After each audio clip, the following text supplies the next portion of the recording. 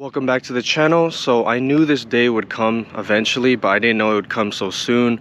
I am selling my E90 M3. It's been about almost 2 years. I think it's 2 months away from being 2 years, but yeah, I've almost had it for 2 years and I've loved it, and it hasn't given me any issues. I originally got it to see if you can do something similar for the channel as the Accord did, and I will say it kind of did, but it kind of didn't. So yeah, we're going to be moving on from this platform. I did buy the X5 35 diesel to replace it. It's expensive to own and also just drive around as a daily, so I just figured I'd move on from it before it got too many miles on it. By the time this video comes up, the car should have been up for a few days. Hopefully it's sold by then, but I just kind of want to do a quick 2-year ownership, review of the car. So like I said, it didn't give me any issues. The rod bearings were done by the previous owner. I did recently fix the throttle actuators.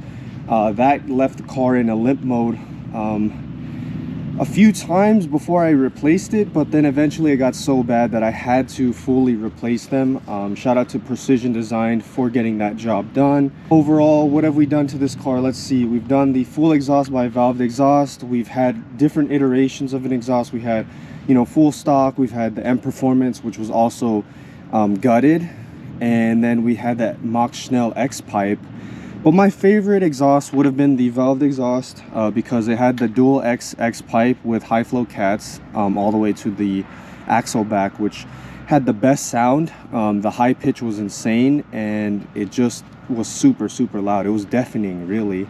We also did the Euro front bumper, which is on the car, GT4 front lip. We had the carbon trunk, the CSL style, for a little bit.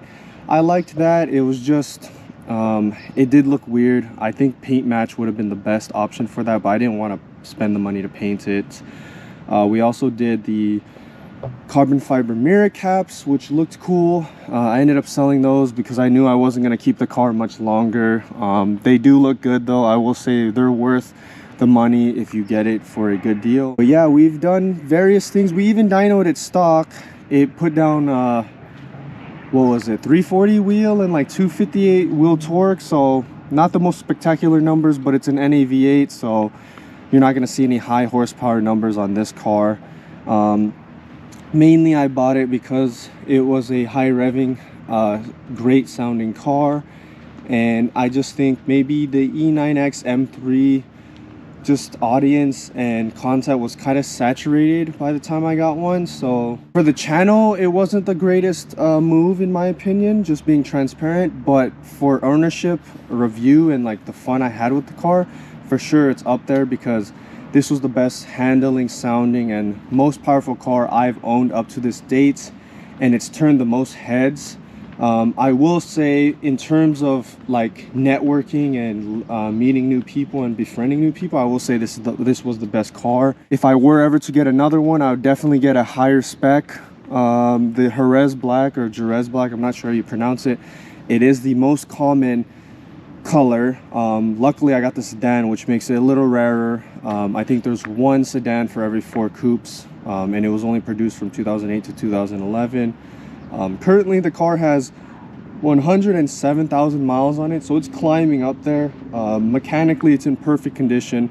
I've done all the maintenance through Precision Design, or Precision Dynamics. They have their new name again, or their old name, they have it again. So yeah, mechanically it's in perfect condition, but if you're talking about like cosmetically, there's definitely a lot of areas that could be improved, which the price reflects that. And hopefully it sells soon, because I'm not gonna lie, like I said, it's an expensive car to own. It gets like 16 miles per gallon. You don't get these cars for the MPG, but at the end of the day, that still factors into your costs and just how it would be owning the car. So I have thoroughly enjoyed it. It's fully stocked now, and it's ready to go. Before closing off the video, I want to talk about the top 3 things I enjoy about the E9X M3. So the first thing I have to say is going to be the exhaust note. The exhaust note is pretty much the biggest selling factor for the car outside of the 8400 RPM red line. The exhaust note is crazy sounding. It's more refined than a 5.0, but it has almost an exotic sound towards the top end. It really comes out when you have a full exhaust. Between the titanium and the stainless steel exhaust, I will say that titanium gives it a little bit more of an exotic tone, but the exhaust tone was one of the biggest selling factors for the car. Whenever you do downshifts or just ride throughout the whole red line or the RPM range, it sounds insane. The car is not the fastest, it's not even close to the fastest, but it is one of the best sounding cars still to this day. I want to say that it is one of the best sounding V8s. I would say the best sounding V8 would probably be the 458 in my opinion, but the E9X M3 is up there. The second thing that I really like about the car is actually how it looks. I would say this M3 has aged really well. If this thing was in immaculate cosmetic shape, it would be one of the best looking M3s, definitely. But in terms of just how it aged over the years, this is a 2011, so it's 13 years old, and I think it still looks really good. Especially the rear. The rear end is actually what sold me on getting the E90 instead of the E92. The rear end is really wide, and I like the LCI look of the taillights. And then lastly, the third thing is going to be actually the value for the money. So especially right now, you can get a good E9X M3 between like 24 to 30,000. A few years ago when I got the car, like 2 years ago, that definitely wasn't the case. They were definitely hovering 30 to 35 for a good example of one with lowish miles, but now you could get them for 24 to 30,000. What other car would you say in the 24,000 to 30,000 range would you get with a V8? It's a rear wheel drive and it's over 400 horsepower. I would say this is one of the best entries in that segment, and it is one of the best handling, and I just think overall it does push above its value in terms of, you know, price and performance. I just think it is an expensive car to own in terms of maintenance and just daily upkeep, but if you can afford that and you like, you know, if you like a really raw experience, I would say the E9X M3 is one of the ways to go. If you're in the market for an E9X M3, I would say just make sure that you have a good budget for maintenance and just maybe little minor things that could come up. But overall, the car is very reliable. Social media has made it seem like they're not, but it's definitely more reliable than some of these videos made it out to be.